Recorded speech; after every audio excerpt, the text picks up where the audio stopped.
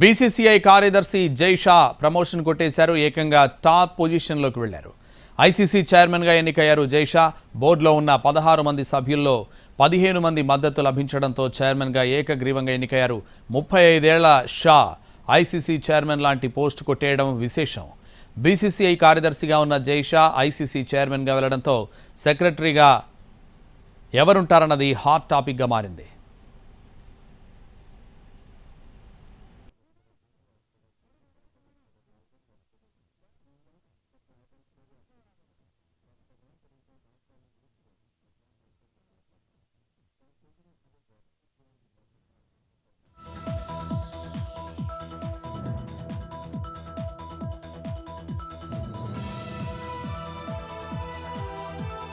Board ఉపాధ్యక్షుడు రాజీవ్ శుక్లా, కోశాధికారి Ashish Shelar, IPL chairman Arun Dhumal, Delhi cricket సంఘం అధ్యక్షుడు రోహన్ జైట్లీ, క్యాబ్ అధ్యక్షుడు అభిషేక్ దాల్మియా ఇలా చాలామంది పోటీలో ఉన్నారు. కానీ రోహన్ జైట్లీ రేసులో ముందున్నట్లు తెలుస్తోంది. రోహన్ బీజేపీ దివంగత నాయకుడు అరుణ్ జైట్లీ కుమారుడు. తండ్రిలాగే రోహన్ కూడా న్యాయవాది.